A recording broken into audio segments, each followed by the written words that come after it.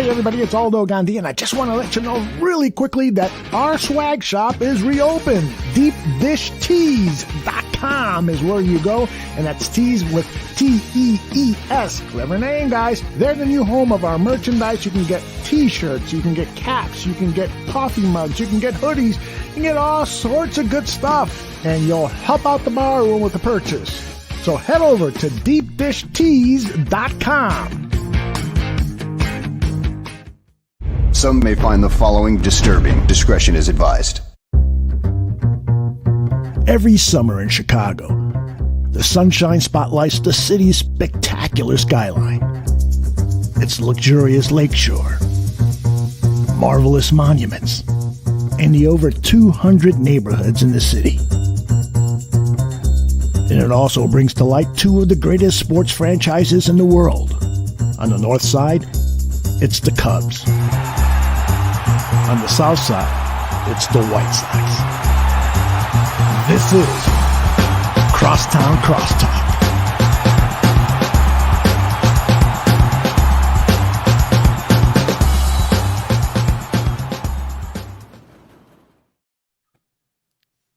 Hello and welcome to episode number 18 of Crosstown Crosstalk. My name is Vinnie. And I'm Joey.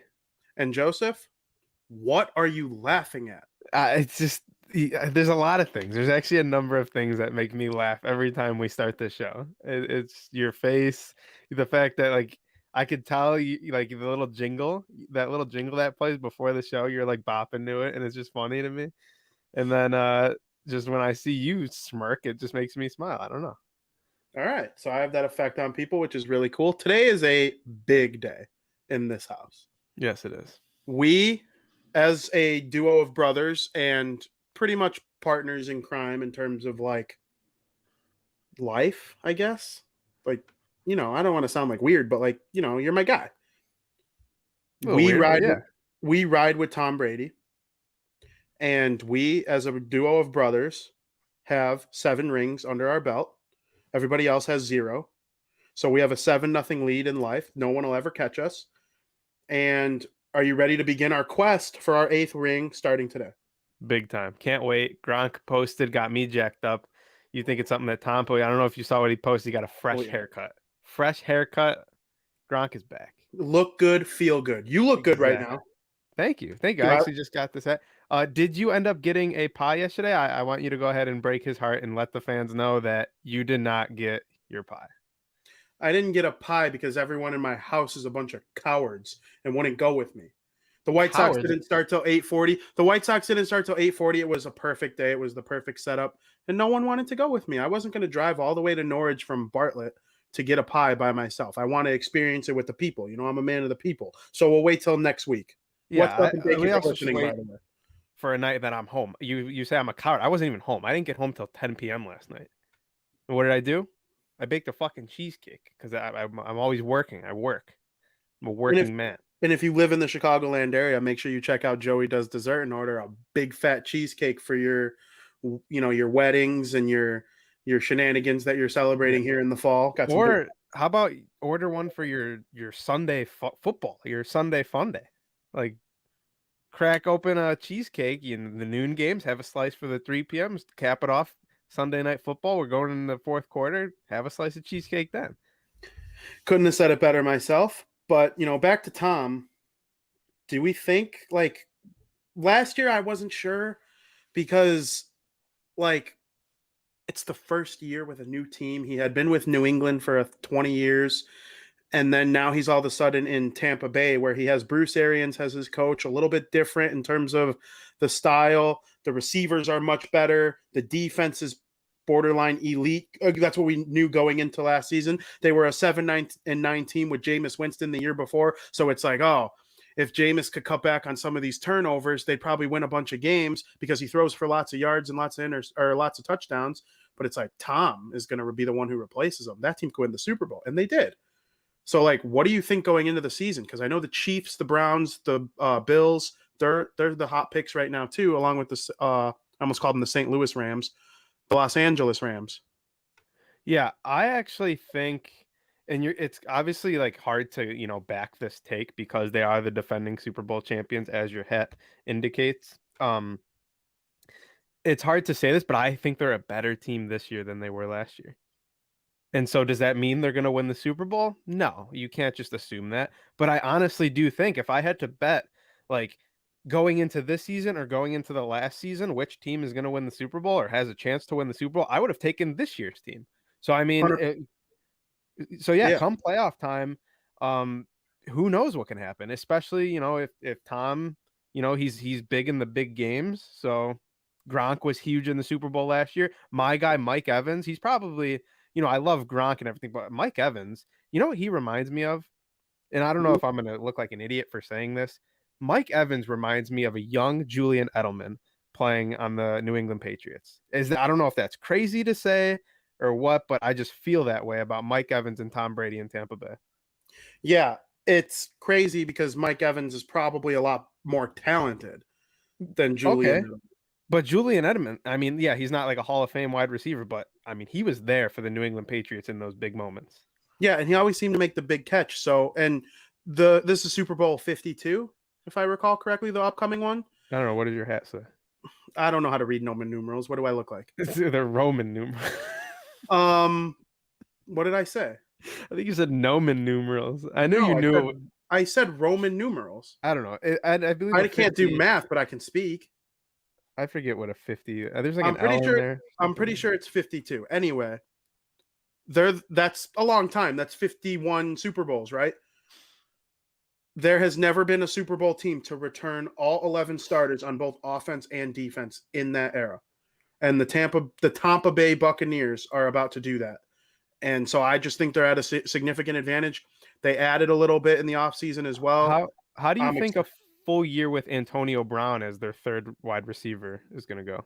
Antonio Brown is as talented of a wide receiver as the NFL has seen in the last 20 years. So if he can really stay healthy, be as good as he can be, he could be their number one. Well, I'm Mike Evans, but I don't know. They have so many weapons on offense. I love playoff Lenny as a third down running back. The defense is solid. They got Giovanni Bernard back. He's playing for them now. Jason Pierre-Paul, JPP, as my friend Stephen Che would call him. I just think it's a good team, man. I'm excited to see them play against those nasty Dallas Cowboys tonight. You're nasty Dallas Cowboys, and you're a fraud you're a fraud for rooting for Tom Brady tonight anyway. Screw you. The Cowboys, yes, I like the Cowboys, but when it comes to Tom Brady and even the Bucks, like when Tom retires, I don't know, he might have created a new fourth tier Bucks fan in me. I don't know. They are a fun team to watch, and Mike Evans is my guy. So yeah, for as long as Tom Brady's on the Buccaneers, they're my second favorite team behind the Bears. But I think once he retires, they'll be right below the Seahawks for me, like in that third or fourth favorite team area. The Bears are my team, but we all have teams we cheer for various reasons when they're not playing the Bears. Should at the end of every show, should we dig into a little shout out, a little pizza joint? I kind of like that. Yeah, I mean, I'm stay tuned. We'll get into some pizza, but before we switch gears over from football, there's something going on in the sports world that if you're not a fan of it, you're missing out, and that is the U.S. Open. I'm a big tennis guy. I know you've watched tennis. I like watching tennis. Tennis is a good sport to watch when it's on at 11:50 p.m. and you just got back maybe a little later. It's on the other side of the world. Yeah, so you like those overseas tournaments. And you get back from the bar, you're feeling pretty good. Turn on the TV and you watch some tennis. It's good stuff. Yeah, I couldn't agree more. And with that being said, the U.S. Open is coming to a conclusion very soon here, and we have the final four of the men's singles draw. And I don't think it could be. I mean, it could be some better people, but you have literally the people ranked 1, 2, 4, and 12, and the only one you're missing is rank number 3, which I believe is Nadal, who is hurt right now. But you got Djokovic versus Zverev in the first draw, and then the winner of that plays the winner of my guy Daniel Medvedev. I'm a Russian guy when it comes to tennis now, versus Felix Auger-Aliassime, I think is how you say it. And I Mhm. remember watching this guy a while ago, and he's climbed up to rank number 12 in the world for tennis. He's a young Canadian guy. And then obviously the female Canadian is doing good things. So it's very cool for Canada in the tennis scene right now, playing in the Final Four in tennis. So we'll see how this tournament concludes. Love to hear that. Tom Brady, really quick, give me a final score of tonight's game. I'm gonna go with. I mean, the Bucks defense they're good. I actually think they might even be better than they were last year. With that being said, they're gonna hold Dallas to 13 points. Touchdown and 2 field goals seems about right. And they are going to drop 35. I like it. 35-13. Write it down. I got 24-18 Bucks. Dallas has some offensive weapons. I'm expecting a big year from Ezekiel Elliott, Amari Cooper, Gallup, and Lamb. CD Lamb. Like that's a pretty good quad of offensive players to help out the returning Dak Prescott. So shout out to the US Open. Shout out to Tom Brady. Go Bucks. And we'll lead off our baseball talk by talking about my Chicago White Sox. What do you think of them over the last couple days? We'll start with the fact that lately, over the last couple days or so, I have an explanation for why I think this is the case. It seems like it's been going win-loss, win-loss, win-loss for the last week or two, outside of dummying the Pirates and the Cubs, but they kind of stink. It has gone that way since, sorry to cut you off, since August 23rd. They lost one to Tampa and then Toronto the next day, and then it's been win-loss, win-loss ever since. Except for the two wins against Pittsburgh. Against the Pirates.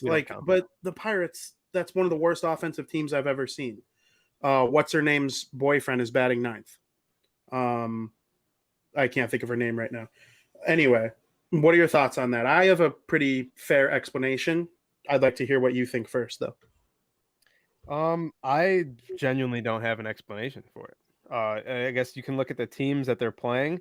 Yeah, KC, I feel like they should have been better, but I mean, we've been talking for a while now about their road record in general, and it kind of is just showing in every road series that we see. And then it doesn't help that every time Dallas Keuchel has been on the mound, nothing goes well. So, all right, so that kind of feeds into what I was going to say. They lost to the Oakland Athletics yesterday. The day before they beat them and looked good doing it, that was their first win in Oakland in the regular season since 2017. That place has become a house of horrors for the Chicago White Sox. And that's where they were eliminated last season in the postseason. So I don't know. I do think it's a combination of the lineup too. TA's been resting. He hasn't played in about a week. We did get news right before the show began that Tony La Russa announced that Carlos Rodon will start on Friday, tomorrow. Lance Lynn will start Sunday against Chris Sale. And it's so weird to say. And then Lucas Giolito will be back on Tuesday. So the three starting pitchers, the three best Chicago White Sox starting pitchers, you could say, are back. They're going to be ready to go. Today we got Reynaldo Lopez in this game that's going to start in about a half hour. So I wanted to bleed into the rotation a little bit. I know I'm going a little bit out of order on the notes I have set up here, but I kind of realize it's better to start this way. What were you going to say? Yeah, I mean, it doesn't matter what order we go in, but I mean, the pitching thing is kind of another big reason you can blame for the inconsistency in winning as well. Like, you're missing literally, statistically, your two best pitchers, Rodon and Lynn. Yeah, it's nothing serious, but they've missed starts, and that's going to cause guys to come in and start who aren't necessarily capable of getting the win as easy as those guys. So doesn't really surprise me. Games they're losing are the ones that Dallas Keuchel starts. Dylan Cease had one bad road start earlier last week over the weekend. But like the Royals they're not good, but they like kind of are good against the White Sox. They won the series 10-9. So like it's just Lopez has looked pretty good in the games he's Yeah, played. no. So you can't fully blame it. And Jimmy Yeah. Lambert looked really good on Tuesday. Yeah. Jimenez, foul ball off the knee, hasn't played since, other than the rest of that game. It's TA. Moncada's got a day off today. Like, they keep resting their guys. It's almost like the 10-game lead has kind of allowed them to keep resting their guys. And my suggestion for Santiago being worried is just like, look at like the games they've lost. They've been relatively close, and they're not playing half their lineup every day. Zavala, Mendick, Gonzalez, and there's another name in there that I should be mentioning. I can't quite think of who it is right now. Oh, Leary Garcia. Those guys are all still getting every single day at bats, even though Robert and Jimenez are back. And that's not going to be the case once the playoffs roll around. And that leads me to Yasmani Grandal, who might be on the hottest streak any White Sox player has had since like the 05 years, or Frank Thomas or something like that. Like the White, it's been a long time. Abreu, I guess, from time to time. But Yasmani Grandal is locked in right now at the plate. And that's a reason to be extra optimistic. Yeah, he's been locked in since I like kind of claimed him as my guy. Every time we go to a game, I predict Grandal is going deep, and he ends up doing it. Someone asks me, who's gonna have a good game? It's Grandal. Obviously, he's not gonna have a good game every game, but lately it's been that way. And he's got to be one of like the best hitting catchers of the recent months statistically, right? In the entire MLB. Zavala's catching today, and they still have him DHing Grandal. Yeah, exactly. And Andrew Vaughn is playing right field today. I have the lineup. I have the lineup right here. I don't know if you wanted to get into that or. Yeah, I mean, go for it. Leading off is at second base is Cesar Hernandez. Center field batting second is another guy who's been awesome, Luis Robert. First base batting third, Jose Abreu. Like you said, DHing batting fourth, Yasmani Grandal. In right field, Andrew Vaughn. Third base batting fifth, right? That's fifth. No, batting sixth, Gonzalez. Left field, you got Billy Hamilton back. Happy birthday, Billy. It's today's birthday? Bet it. Today's Billy Hamilton's birthday. The Billy Hamilton home run, him playing left, and then you got Danny Mendick at short, Zavala at catcher, and Lopez pitching. It's not the best lineup. And if they lose, people are going to freak out as if it like matters. Yoan has the day off. Eloy's not coming back till probably tomorrow. Zavala's batting, Mendick is batting, and Hamilton's batting. Those might be the worst three hitters on the White Sox, batting 7, 8, 9. So I'm just not worried. I'm almost on cruise control just as much as the team is until October. I'd like them to get home field. The Astros lost yesterday, but so did the White Sox. So they remain one game behind the Astros for second in the American League. The Guardians keep losing. So the magic number keeps dropping. When they win, it drops by 2. When they lose, it drops by 1. It's just, I don't know. I'm not worried about the White Sox at all. Yeah, I'm not worried one bit. I'll be honest. I am not worried one bit because. Do I think they're going to win the World Series? No, maybe. It's not like a lock. I'm not 18 Red Sox or 16 Cubs confident. I might be next year, especially if they go spend big money on someone like Samarcus Semien or something. But I mean, they're 6-4 in their last 10. They're the only team in the division that's not under 500, and they have a plus 135 run differential, which is 4th in the American League and like 5th in all of baseball. So no, I'm not. This team is really good when it's at its full strength. And there are guys who are resting and not playing as much right now who will be playing no matter what, unless they're like really hurt in the playoffs. Tim Anderson would be dealing with his leg soreness in the playoffs. He would play through it. Yoan Moncada with his little wrist thing from the beanball, he would be playing in the playoffs. Abreu, you know what you're getting from him. Grandal playing. The starting rotation is going to be Lance Lynn, Lucas Giolito, Carlos Rodon, Dylan Cease. I don't know the order. I think it's going to depend on home and away. I really do. That's what I would do. The numbers suggest that you should start Lucas Giolito on the road and Dylan Cease at home. That's just what the numbers say. some people don't like to look at numbers because they, the feel of it, like whatever. Tony La Russa does a lot of both.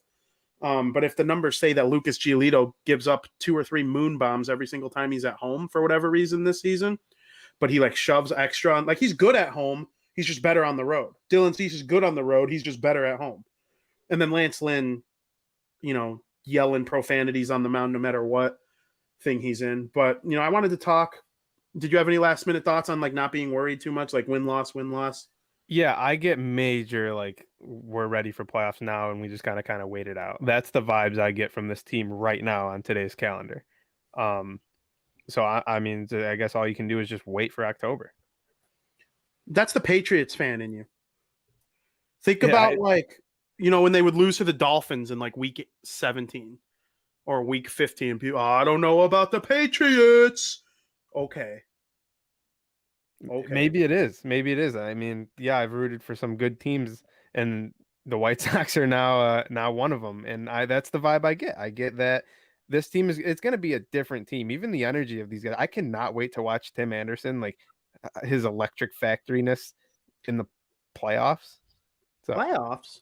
Tim Anderson had more hits in the playoffs last season than the Cubs. I mean, yeah. Cool. No, I'm not. That wasn't even like a dig, because that applied to like many teams.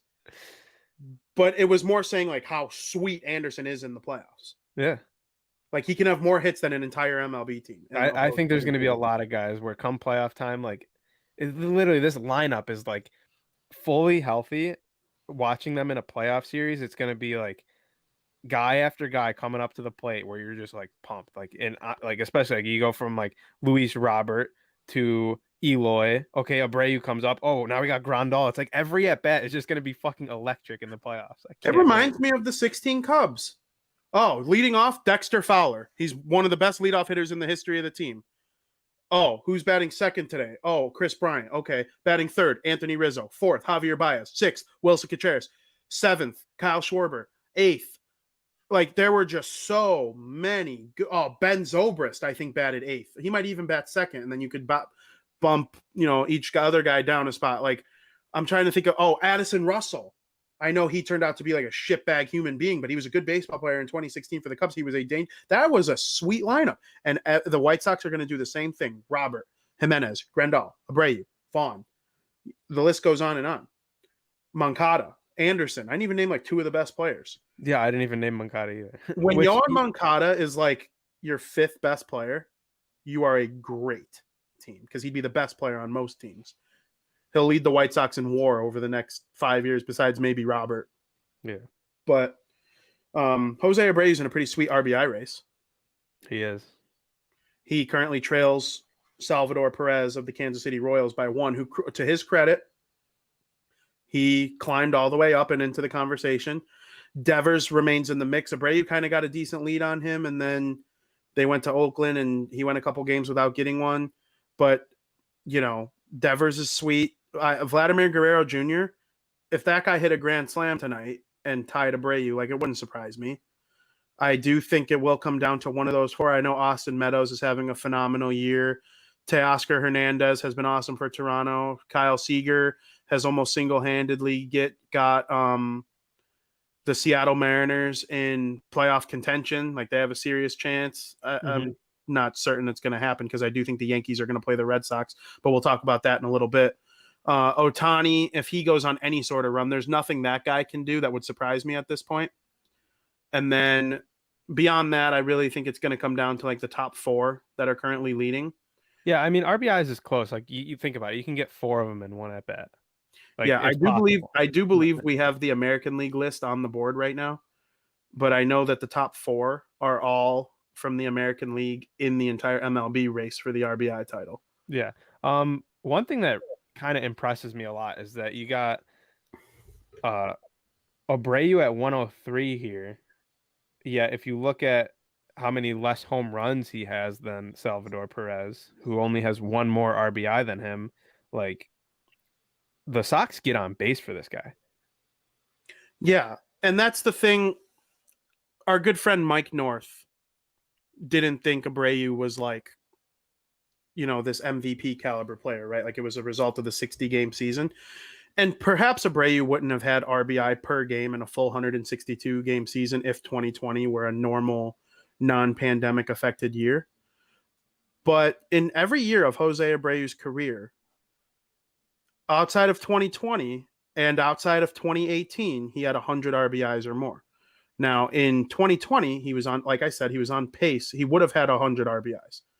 They played 60 games and he had 60 RBIs. Do I think he would have had 162? No. Do I think he would have had 110, 120? Absolutely.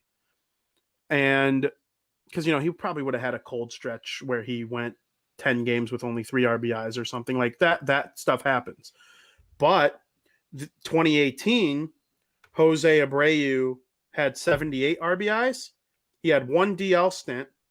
So that kind of played into it a little bit. But there was also nobody on the team. That was the only year that the White Sox lost 100 games in the rebuild. So, once Abreu started getting some cats on ahead of him who could get on base, Tim Anderson, Luis Robert, Eloy protecting him in the lineup, Yoan Moncada, the list goes on. He's produced more RBIs. Now, I see Santiago questioning RBIs. Well, I was would gonna like to address this. I was gonna address it too. You go first. RBIs are not the end all be all, but I do not believe in any way, shape, or form that any stat in Major League Baseball is the finite way to define a player. WAR is the closest one to being the one you look at the most. WAR.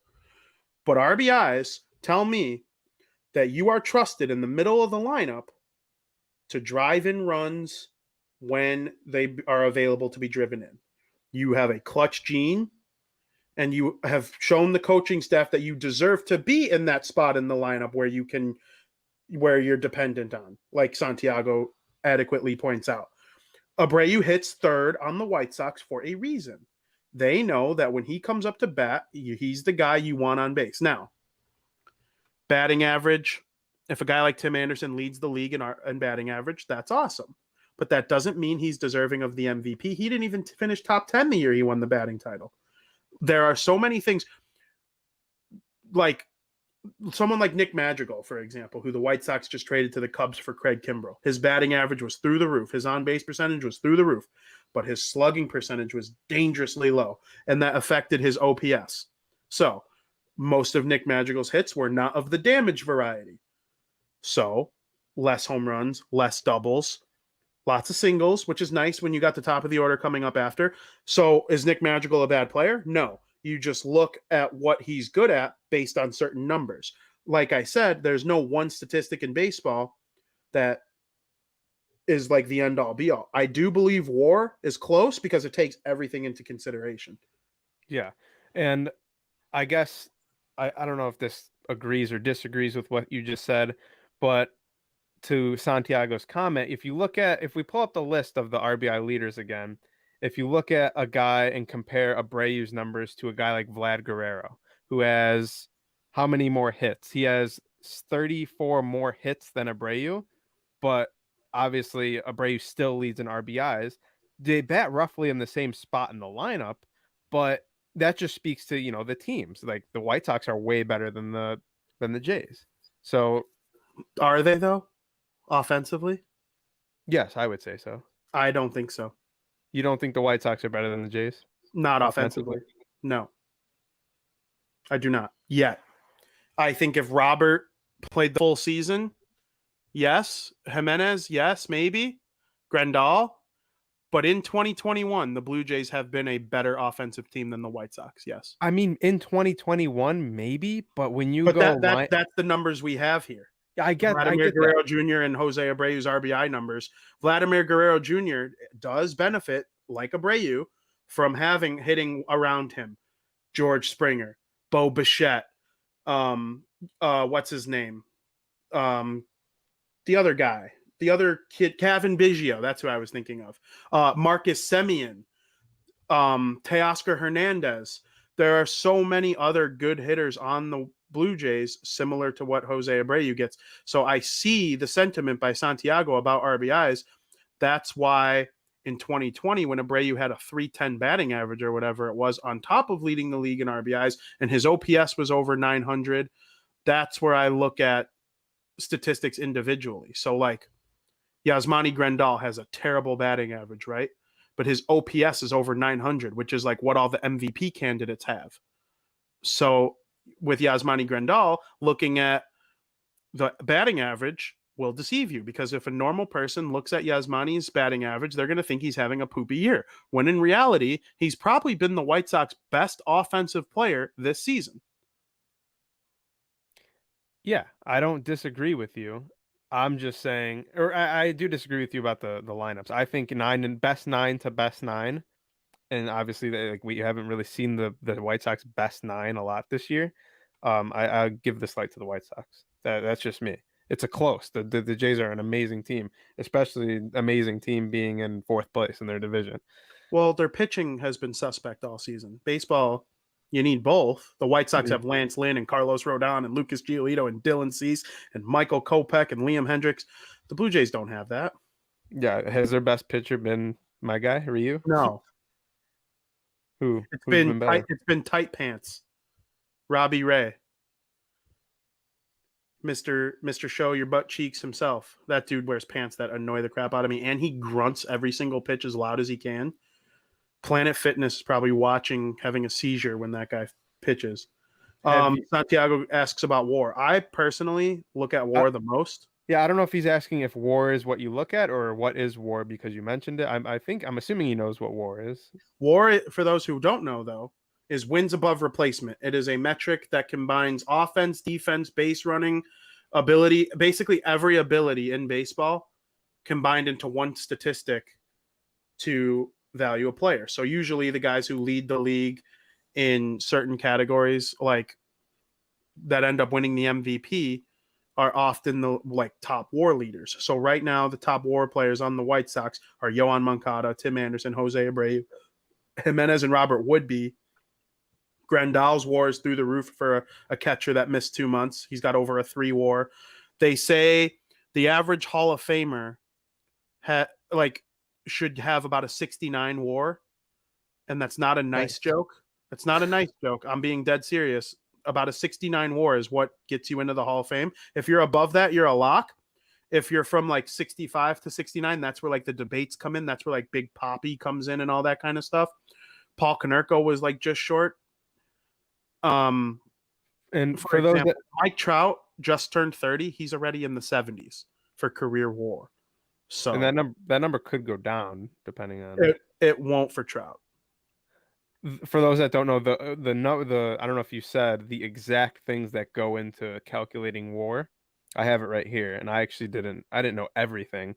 It's WAR equals batting runs plus base running runs plus fielding runs plus positional adjustment plus league adjustment plus replacement runs divided by runs per win. It's a lot. That's a lot. Go ahead and figure it out yourself, or just look at it and trust that it's a good stat. I mean, the eye test and WAR are pretty aligned with each other, in my opinion. Like, you watch the White Sox and you see Yasmani Grandal do what he does. People only look at batting average. Moneyball is the perfect example. I love to reference Moneyball. It's one of my favorite movies of all time. Not just sports movies, just favorite movies in terms of storytelling and acting. Brad Pitt and Jonah Hill are masterful. Philip Seymour Hoffman plays the coach. He's wonderful. Peter Brand, the kid played by Jonah Hill, explains that baseball has an imperfect understanding of what makes a player good. And I truly believe that as an American sports fan society, that exists in baseball more than any other sport.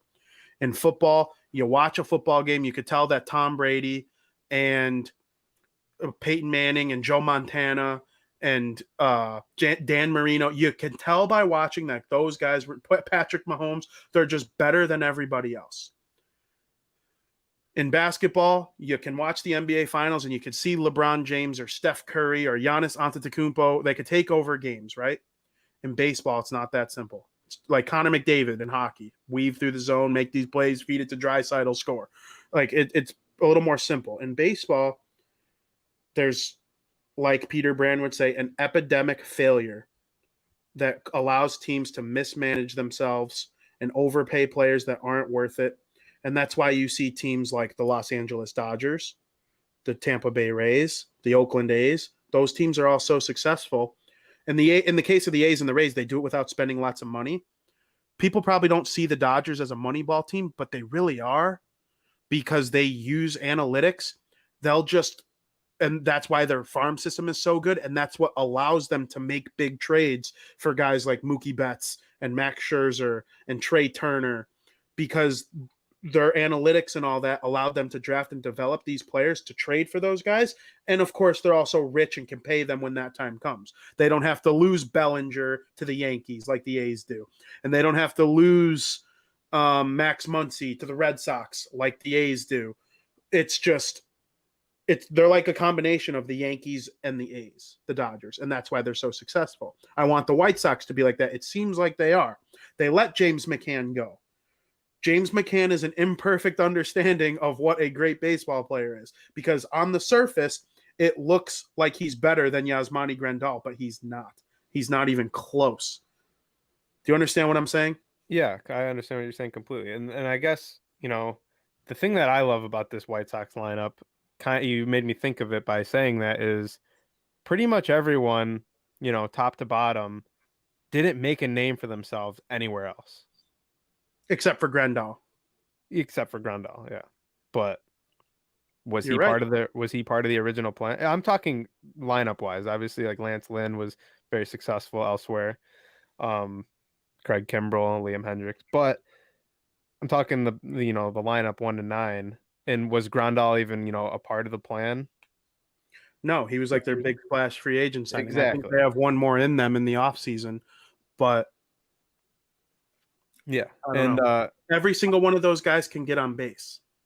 Yeah, 100%. One through 9, they all get on base. That's the number one important thing.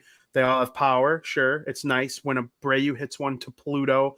It's the greatest thing ever. Go to Guaranteed Rate Field. You see the light show. It's awesome. Yeah. But they all serve a purpose in that lineup. And that's why the 05 White Sox were so good. Yeah, exactly. And, to mention Santiago's comment, I had no idea about that much that went into WAR either. So like that was a learning experience for everyone here.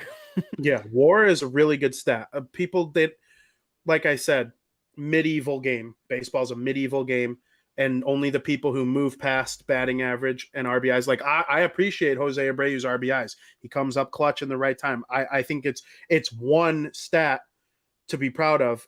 It's not going to win him the MVP this year. He has similar RBI numbers to last year when he won the MVP. What made him win the MVP last year was the OPS, the WAR, all of it put together. And this year it's not quite on that level, and nobody's going to win the MVP over Ohtani. But like I said, it's all about putting everything into it to figure out what's best. And you saw in Moneyball how it works that way. And the Red Sox are still built on that to this day. Billy Beane refused to leave the A's and go sign with Boston to be their GM. What did they do? They hired Theo Epstein. Theo Epstein subscribes to the same motto as Billy Beane, and that's why the Red Sox were so successful, because they had just a little bit more money.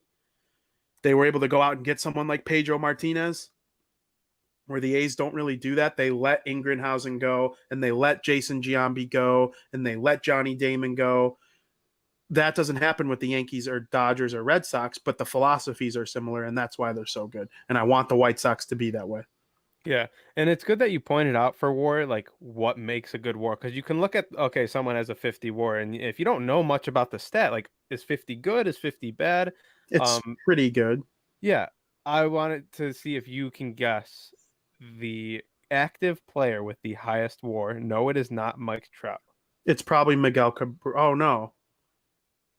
Is it not Miguel Cabrera? It is not. Miguel Cabrera is 4th with a 69.5. So that's pretty like right in line with what you said about the Hall of Fame thing. Oh, Miguel Cabrera is a shoo-in. Even if he Yeah. stinks, if he plays next year and stinks and gets to like 68, he'll be in the Hall of Fame. He won a Triple Crown. Miguel Cabrera is exactly what I'm saying. He didn't hit He had 500 home runs, but he wasn't like A-Rod, north of 600, pushing 700. He got on base. He produced runs. Miguel Cabrera, in my opinion, is a perfect understanding of what makes a great baseball player. Yeah. The active career WAR leader, it's got to be someone old. Yeah, I'll give you a hint. He's really old. He might be done after this year. I don't know if he's announced it. Oh, it's got to be Albert. You got it. He has a 99.7 WAR, which Albert is an absolute lock to be a Hall of Famer. Oh yeah, for sure. And Mike Trout, in case you're wondering, is sitting at 76. Yeah, Mike Trout's one of the best players ever. And like I said, not as much of a star as Bryce Harper or Manny Machado or, some of these. Manny Machado's WAR is pretty high for his age. He's got like a 40-something WAR. Manny Machado's on a Hall of Fame pace as well. And I was trying to explain it to a friend comparing Bryce Harper to Chris Bryant. Chris Bryant's a great player, right? All-star level player, won a world championship, MVP, second overall pick, beautiful eyes. Like, just kidding. He has everything that a good baseball player needs. He appears on the surface like he's had a better career than Bryce Harper, but he has not. It's not even close. Bryce Harper has been about a 10 WAR better player than Chris Bryant, and Bryce Harper's probably going to go to the Hall of Fame. Chris Bryant will probably be like Hall of Very Good, like Paul Konerko-ish level player. So I don't know what your take on is for WAR in general, but the only issue I have with it is when comparing, a bunch of players as a whole, age seems to play a huge factor into it. Well, the more you play, the higher WAR you can accumulate. Exactly. So, like, if you're looking at, but you can also decrease your WAR. Look at what's happening to Miguel Cabrera. He's got a negative WAR this season and last season. So you can do damage by playing too much. Yeah, very true. What does Babe Ruth have? Like 150 career WAR. A-Rod's probably around that. Barry Bonds, like some of those guys over 100. Do you think those numbers are accurate? Because, like, did they even keep track of all the stats that go into WAR back then, or did they have to go back and look? No, they definitely went back and looked. I do think they're accurate. I just don't know if they're properly adjusted to era, similar to when comparing Connor McDavid to Wayne Gretzky. If Connor McDavid played in the 80s, he might have 3,000 points. We don't know. But he'll never reach the apex of Gretzky in terms of point scoring because goalies, systems, shootouts, all these things that go into that kind of stuff, there's just era adjusted. So this was a great analytics discussion here. Yeah, analytics is never really something that because, like, especially like you said with baseball, there's no number to define what's a good player. But WAR is the closest. Yeah, so it's fun to talk about every once in a while. I'm not a huge analytics guy. My favorite analytics are right here. For sure. I get what you're saying. I get what you're saying, but I think what people value needs to start changing. Yeah. Because when I look at Yasmani Grandal and I see his 220 batting average, I could care less. I would rather Grandal get 2 doubles or a double and a home run every 10 plate appearances than 3 singles every 10 plate appearances. But 3 singles would be a 300 batting average, and a double and a home run would be a 200 batting average. What would you rather have? That's why batting average to me, it's outdated. I don't want to hear it. Like, yes, I'm happy when Tim Anderson wins the batting title. That's great. I wouldn't say it's outdated. I like a good batting average. Like it looks good when you're batting, 315. Sure. I'm not saying I just think it's not the end all. It's not the only way to define a player. No, it's not. All I'm saying. It's not. And, you look at your leadoff guy and Tim Anderson. I would rather my leadoff guy have a better batting average than my guy who bats 7th or 6th, right? Yeah.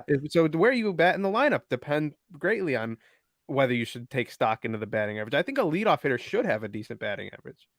Yasmani Grandal was just currently batting. He went down 0-2 in the count. He walked. That to me is more valuable. And it didn't affect his batting average, but it affected his on-base percentage. Mm-hmm. There are just so many things to look at. Don't just look at one stat for baseball players. Don't look at just RBIs. Don't look at just put everything into consideration. We're going to talk about the Hall of Fame in a little bit. Derek Jeter's a great player. he deserves to be a Hall of Famer. We could crack all the jokes we want. He had over 3,000 hits, but his OPS was barely over 800. That means he was a career slap hitter, right? Yeah. Like, he did less damage than A-Rod. He did less damage than Jose Abreu. Obviously, longevity and the glove was wildly overrated. But I don't know. I like to evaluate baseball players in a way that helps the team win. Like Peter Brand says, GMs and coaches and organizations, when they enter the offseason, all they care about is buying players. But really, they should be trying to buy wins. And in order to buy wins, you need to buy runs. I literally just gave the exact quote from the movie, and I kind of agree with it to a degree. You need to be able to do the fundamentals and all that stuff. It's important. That's why I kind of like Tony these days, because he's like a mix of both. He does what you said, but he also does this. So that's where I'm at. Yeah. You're right. That was some good. And it tied into the White Sox. Some good analytics talking about the White Sox. The magic number's 14. The Guardians lost yesterday. The White Sox also lost. They could clinch by maybe 2 shows from now. Yeah, you've been mentioning that magic number for a while. A lot of people are fixated on it. I don't really care. I'll just be honest. I don't think it means anything. The White Sox have never. 1901, they became a team. It's 2021. They have never made the playoffs in back-to-back seasons. Yeah, that's people awesome. are excited to see that become official. Well, I'm telling you right now, it's official.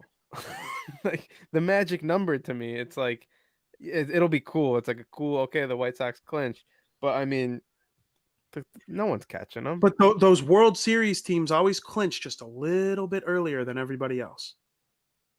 Yeah. Do you remember when the Red Sox clinched in 2018? But you have to look at. I mean, their division is not that great.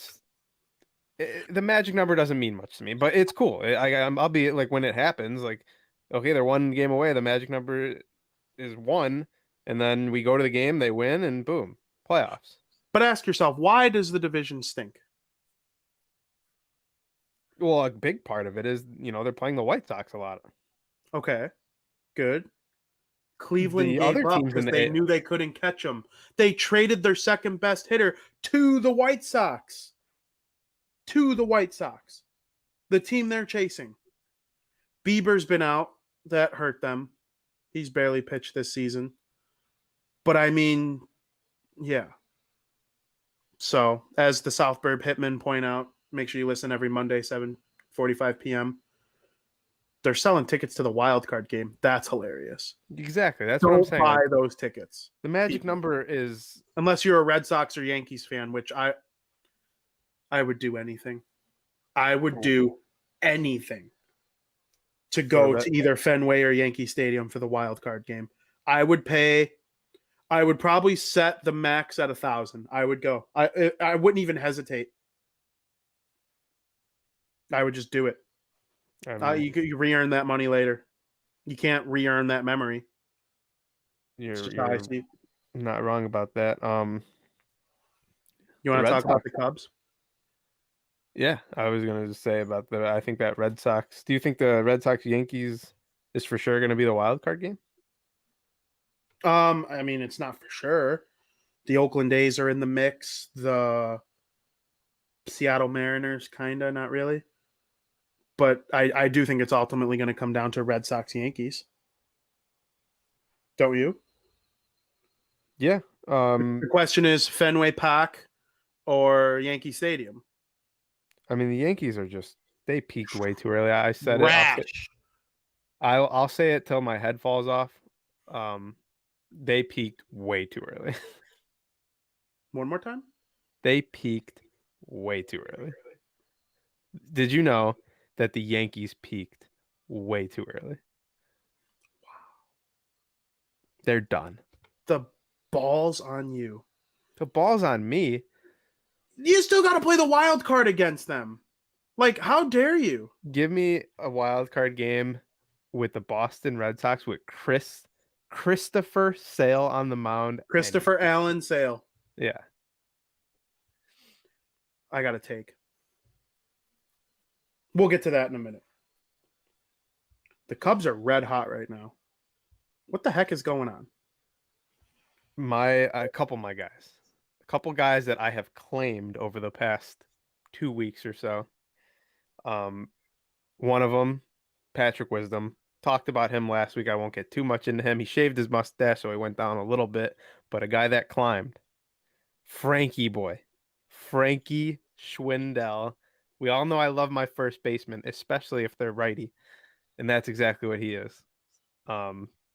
He was the NL Player of the Week last week, I believe. Either last week or 2 weeks ago, something like that. Yeah, and I think he's been awesome. So those are my two guys. I'll just dive in right now. I know you were going to ask me about my experience at Wrigley Field. Hold that thought for a sec. Go ahead. Why do the Cubs own the Reds? The Reds might miss out on the playoffs to the Padres because of the Cubs. I'd have to look at The Reds are so much better than the Cubs on paper. It's not even close. Joey Votto, the kid, India. And there's a deep drive to left field by Castellanos that will be a home run, and that'll make it a 4-0 ball game. Like, that team is just so good. And they stink against the Cubs. They look like the Cubs against the Reds when they play them. Yeah, so they definitely, this past week, going 1-2 against the Cubs in Wrigley here. Of course, we were at the loss. But I'd have to go back and look at the schedule. Do they catch the Cubs when they're hot? Yes, they do. So I don't know. I agree that the Reds are a better team. They won a 4-game series. The Reds did. They back in July, late July. That's when Baez had that walk-off against Amir Garrett. And then Joey Votto hit a home run in every single one of those games.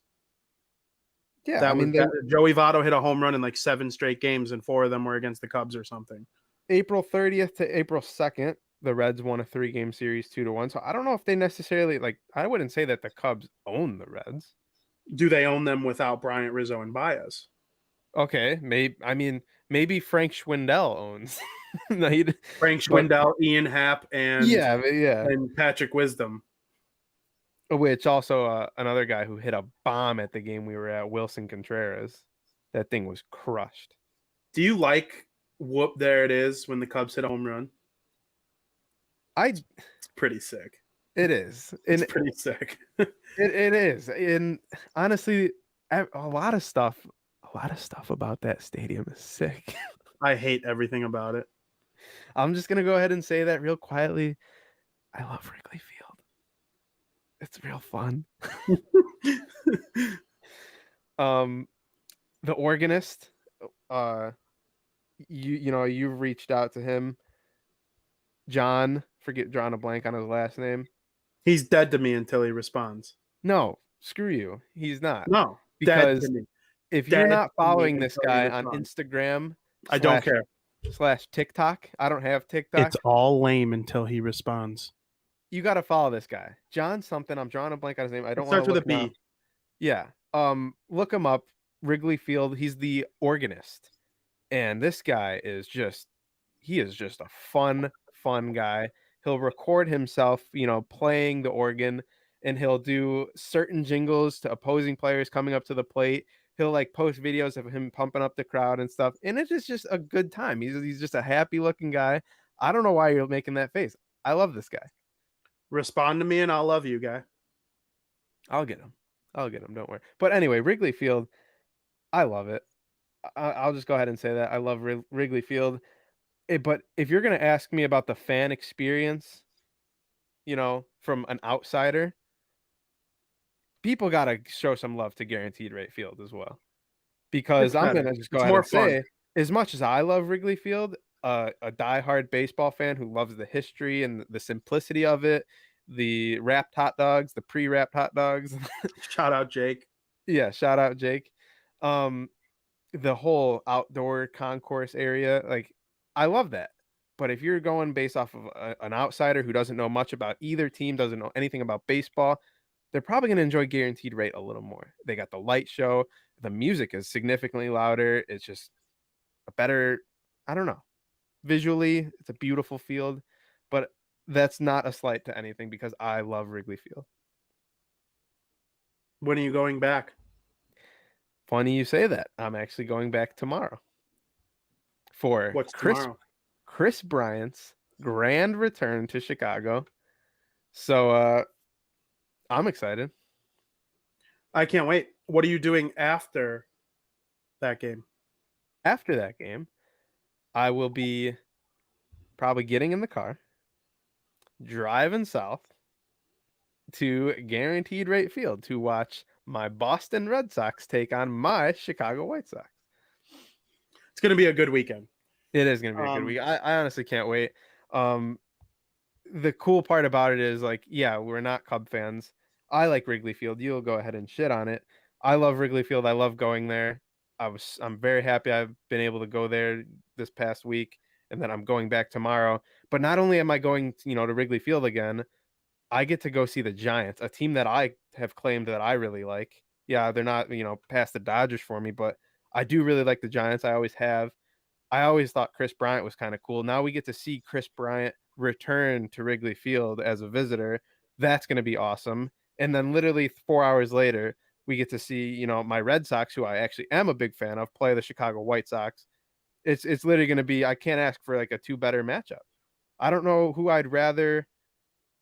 There's probably not a better predicament to see at Wrigley and Guaranteed Rate in one day for me. Yeah, maybe the Dodgers or the Mets if like DeGrom because it's Chris Bryant's return. Yeah, true. So there's literally not a better matchup for either game for me to go to both games in a day.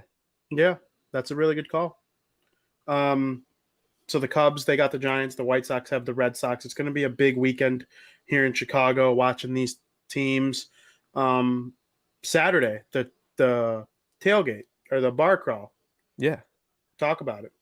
Yeah, we'll be again. What a busy, fun weekend we got, because Saturday we'll have open access to, I guess, the ballpark at like 1 or 2 p.m.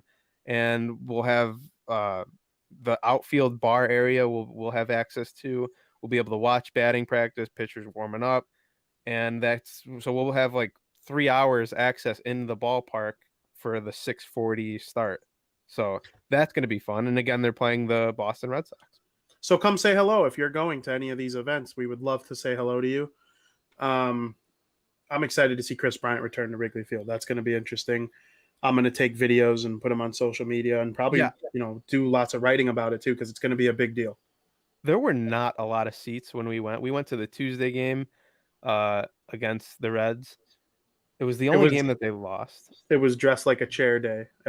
And there was not a lot of people there. Like can't find us now, but we moved up from like deep right field to literally first base side, like primo seats. We just went and sat there.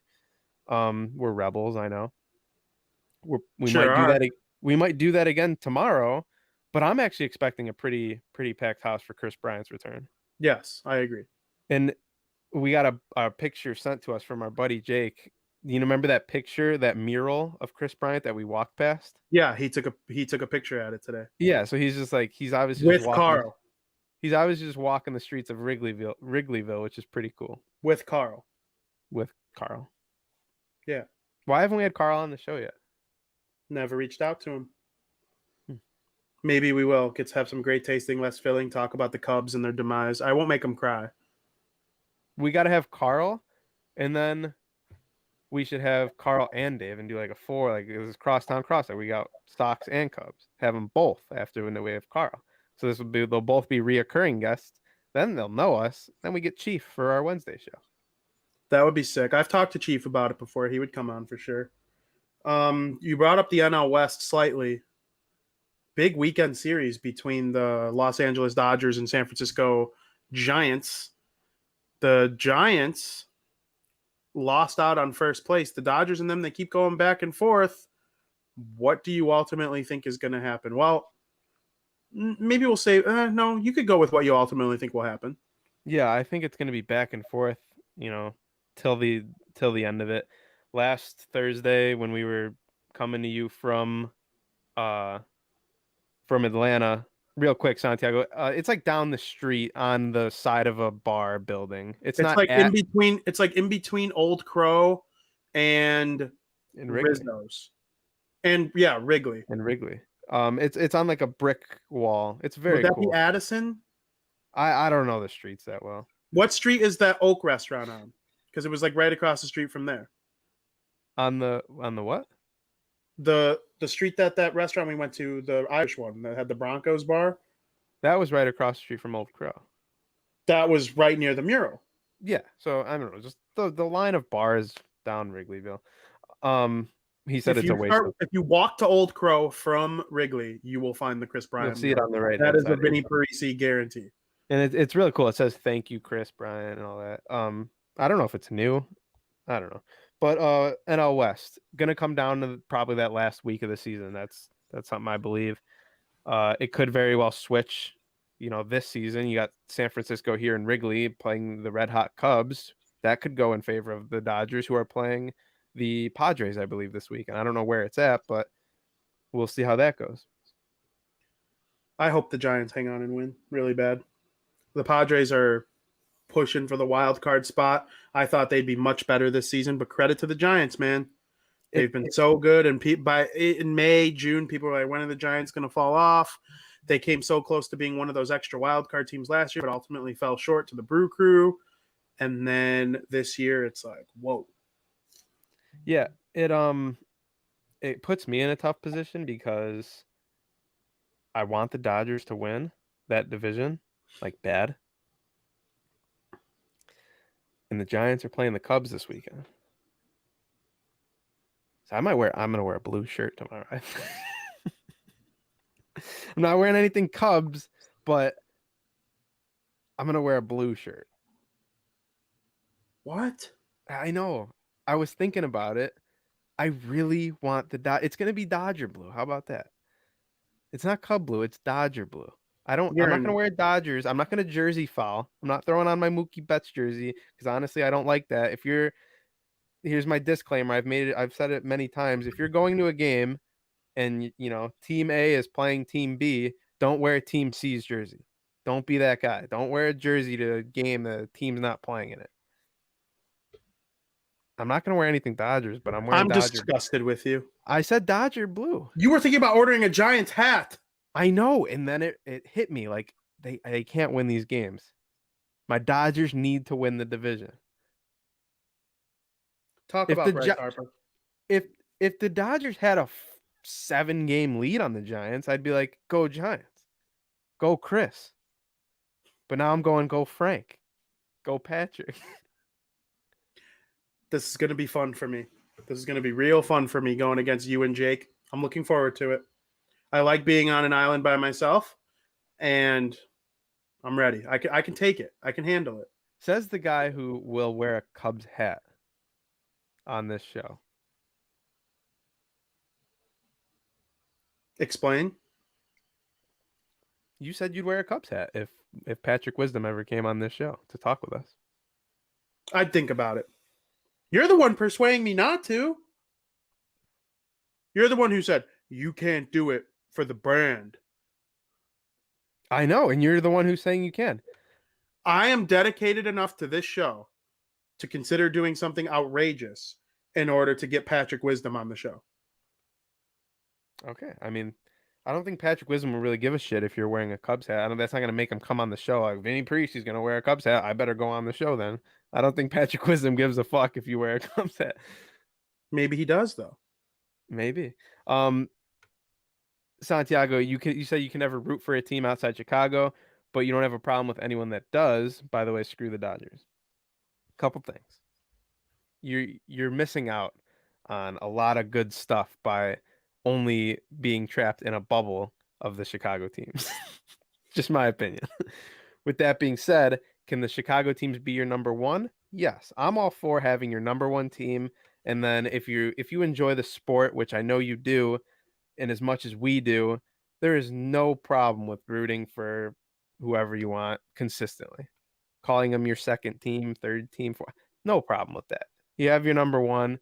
That's who you want to win every single year. But on a random night, have a team.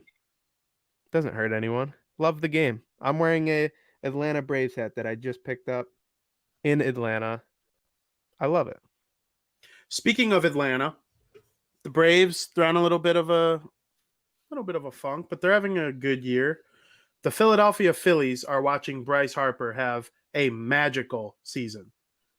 And I know you like Bryce. I like Bryce.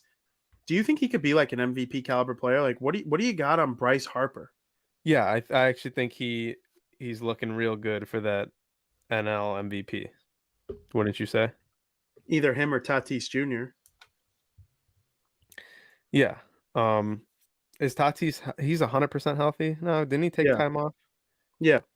And a guy who probably got screwed out of it is someone on the Braves, Acuna. Everyone kind of forgot about him and his, injury. But Ronald Acuna Jr. is awesome. I know. Imagine if he was on this Braves team. They didn't start getting hot until he got hurt. Oh, I know. And So, if they added Jock, they added Jorge Soler. Like, there have been a lot of good additions to the Braves. And if they had Acuna, like, they'd be a true contender in the NL. I still think they have a chance. But, I mean, Bryce Harper and the Phillies, they look hot lately. And I think Bryce, he's probably having the best year of his career, if not one of. yeah. One thing that helps the Braves, how many games? I think they're 2 games back, the Phillies of the Braves. Yeah. 2.5 games back. The Braves are about to start a series with Miami after they finish up with Washington, and then Colorado.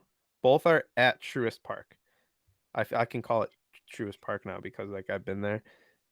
I'm in with the Atlanteans. Yeah, no, we're a big Atlanta guys. Yeah, I might as well just be an Atlantean now. Would you say? No, I'm gonna rock this hat because the Braves came from Boston. Even more so, you just and dropped the mic. You just proved I'm a Braves guy. And let me Yeah, go but to you would root for the Dodgers over them, which is insane. I would. You would and I root for the will. Dodgers over a Boston team. I mean, your loyalty to Boston is in question. You would root for you would root for let me think. The Patriots to beat the Arizona Cardinals because they were in Chicago at one point. You said you'd root for the Bucks over the Patriots. I would root for Tom. It would be hard to root for the Bears over Tom. I would, but it would be hard. The only team I'll root over the Tampa Bay Buccaneers is the New England Patriots because at the end of the day, at the end of careers, I'm a Patriots fan. Yeah, for sure. I mean, I get what you're saying. Over the past 15 years, you've claimed you're a Patriots fan, and now when push comes to shove, I don't know. Yeah, I learned my lesson. I love Tom. And then if the Cubs stay hot after this weekend series with Colorado, I'm talking about the Phillies schedule now. Yeah. It goes a weekend schedule against Colorado and then the Cubs. And Colorado is on the road, so they are good. Bad. Bad on the road, good at home. Oh, you're right. Yeah, they're fucked. Yeah, the Braves are in a good spot. Yeah, because then they play. Oh, Colorado goes from Philly to Atlanta. Yeah. So, I don't know. I think things are looking good for Atlanta. I think they're going to maintain that division lead. The Mets are only 4 games back, so I mean, we'll see where they go. Yeah, but don't you not trust the Mets? Back to what we were talking about with like the WAR and the stats and all that with Baez. The Cubs, they got so lucky by trading Baez for Pete Crow Armstrong. Baez is the definition of a imperfect understanding, and we could just dive right into the Mets here with this topic. He is an imperfect understanding of what makes a baseball player great. Javier Baez is not that good. He stinks. I don't know. He's got like a 280 on base percentage. He either hits a home run or strikes out at a ball that's like 5 feet out of the plate. There's no number that determines if a player is bad. Yeah, there are. An on base percentage that bad, you're bad. I don't Baez know. having a bad season. Yeah. Thank you. There it is. I was waiting for it. That's my new favorite thing on these shows. The Javi thumbs down, we'll call it. I'm sorry. I think the Cubs robbed the Mets. Robbed them. Maybe at this point in his career, but I don't know. I'm not going to say that Javi's a bad player. He's not worth the money he's going to get from a bad team this winter. You know where I could see him playing? Where? Maybe he'd have to I don't know what positions are in his arsenal. Second and short. Maybe He I'm could forgetting probably someone. play third, but I don't know. Why? What team are you thinking? I think he would look good on the Padres. Well, Fernando Tatis Jr. might not play shortstop anymore. Why is that? He's been playing right field a lot to keep him from getting hurt. Really? Yeah. So he would fit in on the Padres. I could see it. I just Defensively, he's bad at getting on base, so I don't see how he would help them at all. But maybe he could just be. I don't think I'm not out on him yet. I'm not out on him. He's having a very bad year. I get that, but bad players who have good players can have bad years and then go back to having good years. But did a rebuilding Cubs team that doesn't need a player like that on an expiring contract make out by getting a really good prospect for him, knowing they weren't going to re-sign him? Yes. I think the Cubs did great at the trade deadline. I'm sorry. The only team that kind of robbed them was the Giants. I don't love the prospects they got for Bryant, but I think for Rizzo they did well, for Baez they did well, and they did really well for Kimbrel. Bailey Horn for Ryan Tepera. Bailey Horn throws 100. Could go either way. But the Cubs did well at the trade deadline, and Baez not in. Like Bryce Harper leading the Phillies, I'd rather have Bryce Harper 10 days out of 10. You know what helps the Mets? Frank the Tank? No. The fact Does that Frank the Tank help or hurt them? I'd be surprised if they even know who Frank the Tank is. Oh, come on. Do they? Yeah, 100%. I don't know. I wouldn't be surprised. I wouldn't be surprised if Stephen Cohen himself knows who Frank the Tank is. That's the owner of the Mets. Maybe. Anyway, it's not Frank the Tank. The thing that helps them is the fact that they are going to play the Yankees this weekend, who I said peaked too early. Fair enough. And do you want to give a quick shout out to why you believe that series is even existing this weekend? Yeah, there's no doubt in my mind. No one can change my mind. The reason that the New York Mets are welcoming the New York Yankees into town is in remembrance. We never forget 9/11 on Saturday. And honestly, what a moment that's going to be. I'm sure there's going to be an amazing pregame honoring for 9/11. Wouldn't be surprised if there's some kind of flyover or something. You got both New York teams in the same stadium. It's going to be an awesome moment on Saturday. So if you have access to it, be sure to tune into that, at least for the beginning of that game, because that's going to be really cool. Yeah, for sure. And speaking of the Yankees, Derek Jeter made it to the Hall of Fame. We talked about him a little bit earlier. He was so close to being a unanimous Hall of Fame inductee, but he missed by one vote. And he thought it would be a little funny to crack a joke about it. Thank you to the baseball writers, all but one of you, who voted for me.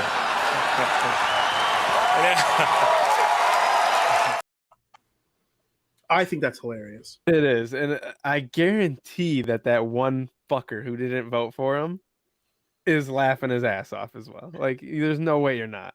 Absolutely. Would you have voted for him? No, I would have been the one guy. I'm just kidding. I would have, because I believe if you think someone should be a Hall of Famer, you should just vote for them. I don't know about that first ballot crap.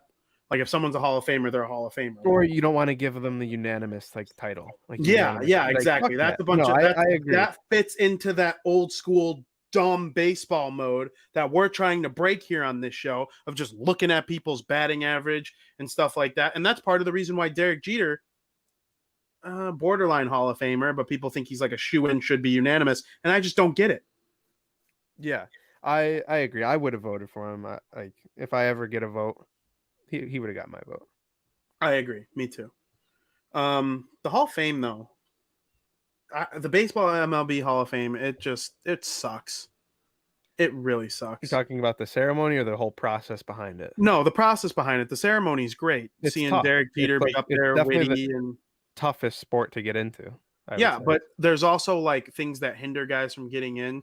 It probably looks at off-field stuff more than any other sport too, which if a guy's a scumbag like certain types of people I don't need to name, you know where I'm going with that. Those people, screw them. But like A-Rod and Barry Bonds are two of the best players ever with or without PEDs.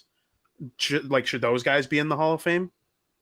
They were better players than Jeter, and it's not close, with or without steroids. Yeah, I agree.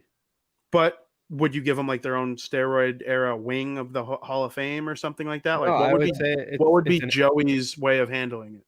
it's an era of baseball that was, clear, that was present in the league. So I would say they're Hall of Famers. I would have Barry Bonds in my Hall of Fame. Mark McGwire. Is Mark McGwire in the Hall of Fame? No. No. I would have those guys in there. And you just got to know, which if you're a baseball fan looking at the Hall of Fame people, like obviously you're a baseball fan knowledgeable enough to know, okay, these guys are in the Hall of Fame. They played in an era where, a lot of people were abusing steroids and performance enhancing drugs. And you just got to know that. It doesn't take away from the shit that they did on the field. To me, I don't know. To me. Yeah, I agree. I'm actually looking right now to see if Mark McGwire wouldn't be a Hall of Famer to me anyway. Oh, he wouldn't? I don't know. I just I mean, his OPS is really high. His WAR is kind of low, 62.2. That's not low. He actually might be with these stats. I think he would be. He is a World Series champion, a Gold Glove, 3 Silver Sluggers, and 12 All-Star appearances, and a World Series and a Rookie of the Year. The WAR is a little short of what we say for like a typical Hall of Famer, though. Didn't he like kind of fall off? I don't remember much of Mark McGwire, if anything at all. I kind of just remember a lot from like the video game and highlights I've seen and stuff. Didn't he did play kind of old? Yeah, for sure. So maybe some of those stats like dipped a little bit. I don't know. He might be a Hall of Famer with those stats. Here's the thing though. He is like a borderline Hall of Famer with the steroids. So I understand not putting someone like him in. But somebody like Barry Bonds or A-Rod, who like, even if you cut their WAR in half, it's still over 69. Like, what are we talking about here? Yeah. You agree with? You're just gonna, yeah. I gave everything I said about it. I would have those guys in. I think it's an era of baseball that you can't just brush under the table. Like those guys did it, but they were great baseball players while doing it. Who knows what players were doing it that just because they weren't good, no one even talks about them. So what about someone like Paul Konerko, who clearly wasn't, based on, and I'm not being naive, I'm really not. I'll tell you some of my favorite players that I think did. Paul Konerko stayed relatively on the smaller side, didn't quite hit 500 home runs. What do you make of a guy like that who's like just short, but all of his peers were, drugging up somehow? Yeah. Probably faced a lot of pitchers that were roided out of their minds. Yeah, I guess he just got screwed. And maybe if he hopped on the train and, abused some drugs, then he would have been even better and had a Hall of Fame career. And if he got caught, he probably wouldn't be in the Hall of Fame. So, I mean, you could look at it from a lot of different perspectives. If Paul cheated, he probably would have had 500 home runs. I think it'd be good for another 10 a season in his prime. Don't you? Probably. It also depends, like, at the grand scheme of things, how much of an advantage at the plate did it really give you? You still need to be able. It did. It didn't change your hand-eye coordination or your ability to make contact. It helped you stay strong older. Yeah, and it helped Barry Bonds be as good at 40 as he was at 30. That's the advantage of steroids to me. The one stat that it doesn't change at all is on-base percentage, batting average. I believe it does. Number of hits in your later years. In your later years, it does. It helps you. It helps avoid a decline. Like your body it stays in shape easier when you're on steroids. Yeah. Where like if you're 38, 39, 40 years old, like it's easier. Yeah, that's a good point that I never thought of. Like, why is Tom Brady so good at 44? I don't think he's Steroids. doing steroids, but I do believe he's doing something that allows him to play at this age. He takes care of his body using the TB12 method. He avoids certain things that are scientifically proven to age you. Do you get what I'm saying? Mhm. So I do believe that has a helping hand in him advancing his greatness into his mid 40s.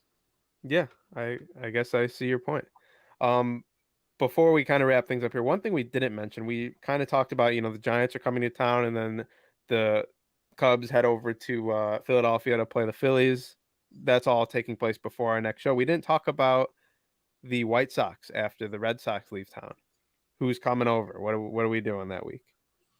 We are going to go see the Los Angeles Angels take on the White Sox at home. We're probably going to go to 2 games, right? Tuesday and Wednesday. There's a possibility. Well, yeah, we want to see Mr. Shohei Ohtani play at Guaranteed Rate Field. Yeah, I don't know if I'm 100% in for 2 games. We'll see. It's all very dependent. But yeah, the main thing is Shohei is coming to town. It's going to be exciting. I'm Yeah. very, very excited about it. If you had the chance to see Babe Ruth back in the day, you probably did. Well, we got modern day Babe Ruth statistically coming to town. We got to at least see him. Ohtani's 10 times better than Babe Ruth. Yeah, I said modern day statistically. You get what I'm saying. He's pitching and think- batting. Do you think there's a person alive that we know that could tell me a story about the time they watched Babe Ruth, whether it be on TV or in person? Because don't forget, Babe Ruth never played at Wrigley Field. Yeah, I think. I'm sure there's some. Never played the Cubs. We're getting word from Aldo Gandia, our great director. He did not see Babe Ruth play. So that is good news, I would say, because if you saw Babe Ruth, I want to hear from someone who saw Babe Ruth. I'm trying to think. I don't know. That should have gone without saying. That's not a thing because I wonder if MLB. I wonder if the MLB is going to do anything in 2027 to honor the 27 Yankees. I hope they do. I want a 100-year anniversary of the 27 Yankees celebration. I'm not the biggest Yankee guy. I make fun of them a lot on Twitter, but I actually do appreciate the Yankees and their history. I want to learn more about Murderers Row, and I want to wait until 2027 for the 100-year anniversary. Oh. Do you think that's the greatest baseball team ever assembled? Probably. I mean, relative to era.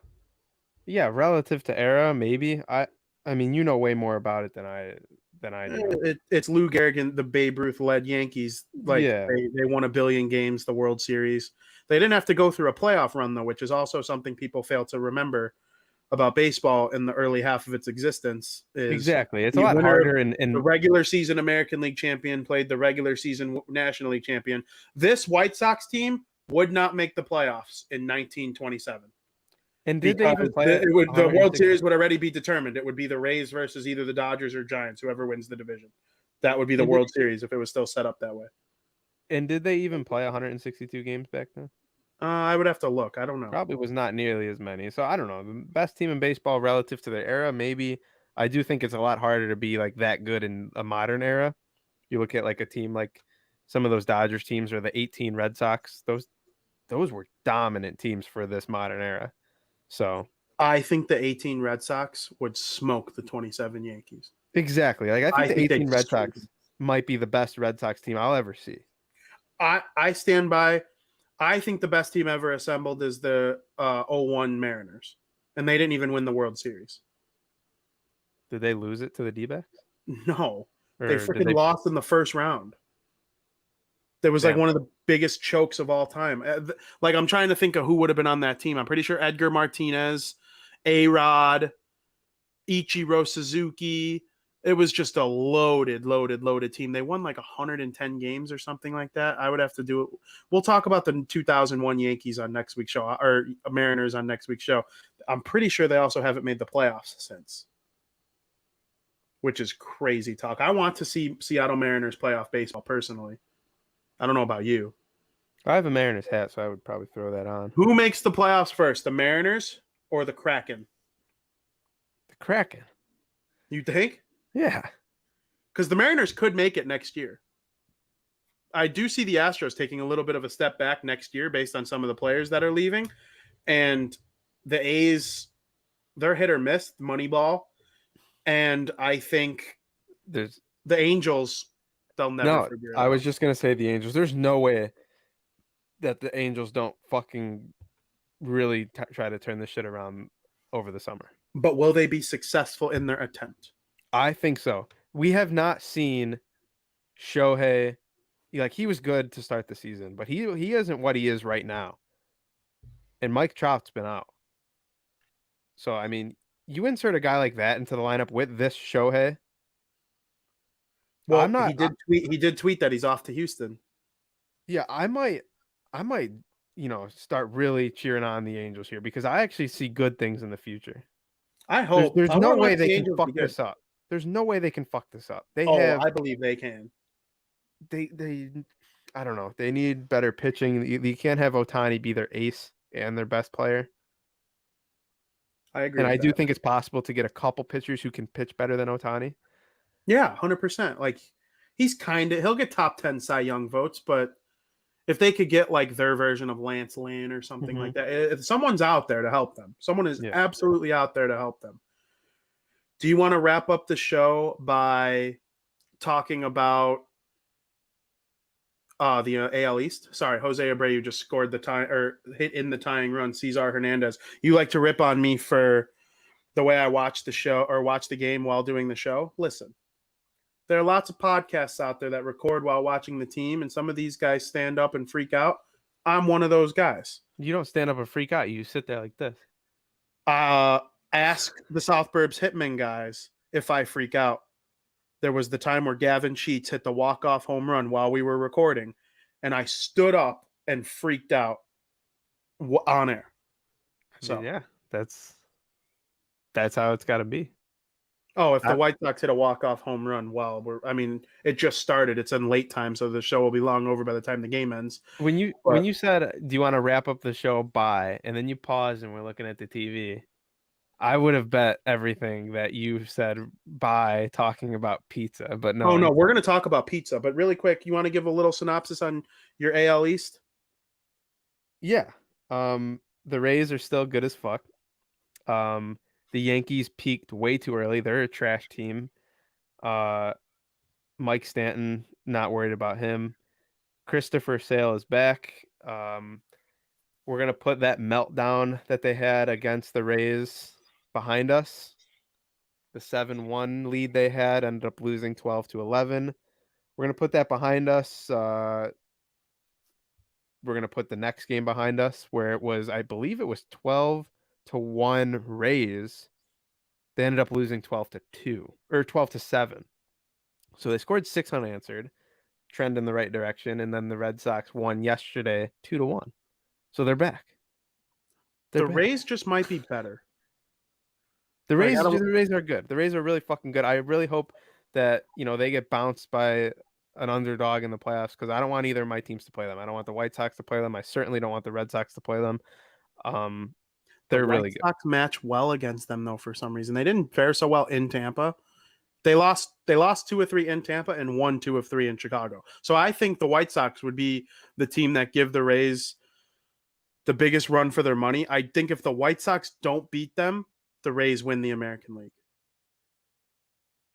I'm more worried about the Astros. I think the Astros would beat the White. As of right now, my mind is that the Astros would beat the White Sox, but the White Sox could beat the Rays, but the Rays could beat both. Okay, this is too much for me. I do think one of those 3 will be the American League champion. Don't you? Yes. I think the White Sox are going to be. Just because I said I'm more worried about the Astros, I think the White Sox can handle. I'm very in on the White Sox winning the American League this year. That aside, we'll see how this weekend goes. I'm very excited to see. I haven't seen the Red Sox in person. We sat, it was a while ago. Like, I think it was 2017. No, it was 18 when they won. The Red Sox ended up winning the World Series. Oh, it was that year? Yeah. Pretty cool. We saw them that year. Just saying. We went on. That's what we said. Like, the White Sox are going to lose 100 and the Red Sox might win the World Series. We have to go to one of these games. And yeah, we did, and they did, and it was great. And it was cool. We actually sat front row. Remember, didn't we move down? Like it was the White Sox were bad. It was like the Cubs right now. We moved down, being the rebels that we are, and we sat right on the dirt, pretty much, in the right field, first base side. And Mookie Betts running right past us to his position. It was awesome. So we'll see how this weekend goes. I'm very excited to see both these teams. So am I. You want to give a shout out to a pizza place? I had nothing in mind. Yeah, maybe we should do that going forward. Like pick a pizza place once a Yeah, week. I got a place in mind. Right down the street from my house. Very underrated. Not many people have heard of it if you're not from around here. It's called V&V. I love V&V. You're not the biggest fan. V&V Pizzeria. Look it up. It's really good. You hit it on a good day. It's good pie. Very comparable to Villanopoli, in my opinion. When V&V makes a good pie, they make a great pie. I believe they're inconsistent with their cooking methods. And I know I sound like an old man, like something your uncle would say. Something like your uncle, oh, they're inconsistent. But like I've had some pies from V&V where I'm just underwhelmed. And then I've had other times where it's like really freaking good. So back when I didn't give a shit about, how much food I put in my body. There was a point where that was I still both don't care about what I put in my body. I care about how much I put it in my body. But back when I didn't care about how much, I would go to town on a whole fucking pizza. We'd order a large and make sure there's no leftovers.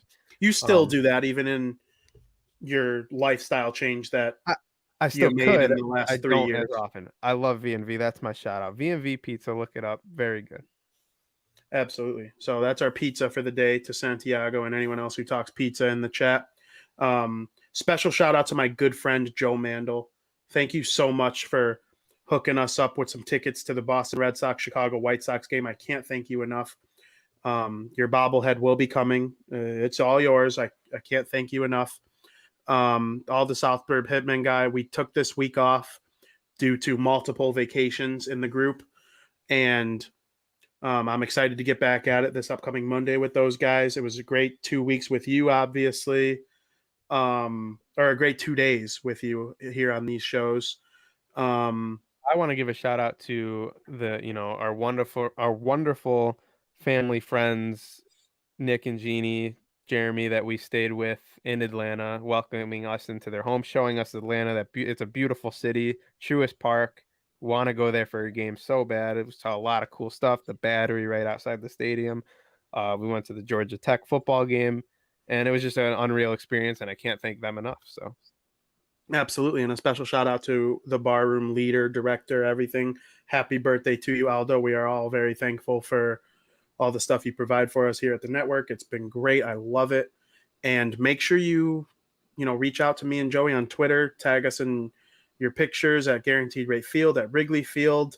When Tom Brady absolutely smokes the Dallas Cowboys tonight, make sure you 13. 35-13, you said. I got 24-18. We'll see what happens. I'm very, very, very excited. Make sure you're listening to all the football shows on the Barroom Network. Make sure you check out our boy Laro and Bulls 101 over the weekend. Got the Bulls basketball coming up soon enough. Hockey's getting started real soon, so me and Joey will be extra locked into Bar Down Blackhawk Talk this weekend or next week. And great show on the analytics and the Cubs, the White Sox. It's great stuff. And we got some happy birthday Aldo wishes coming in the chat, so thank you so much for that. Anything else before I send it off? Nope. Let's get ready for this super fun baseball-filled weekend we have. And then literally goes 2 games tomorrow, drinking plus game on Saturday. Sunday we got football, and then I play in a hockey game. It's just a good weekend we got coming up. Absolutely. And don't forget Sunday night football, Chicago Bears versus Los Angeles Rams. Monday night football. There's just October's the best, and we're not even in October yet, and we're starting to get that October feel. Yep. So one more hot weekend, though, I'm not looking forward to. Like 90 at the game on Saturday. That's going to suck. Yeah, I might wear what you're wearing right now. Let's see. I might wear this to the game on Saturday. Let's see the front guns a little bit. See the front double buy you got going on. Guns a little bit. Yeah, no, we're not going to do that. But I do want to say thank you to everyone who watched. Follow at Joey Parisi on Twitter, at Vinnie Parisi on Twitter. All the Bears, White Sox, Cubs, Blackhawks, Devils, NHL, MLB stuff, all you're coming your way all weekend, and we will see you next week. Thank you for listening.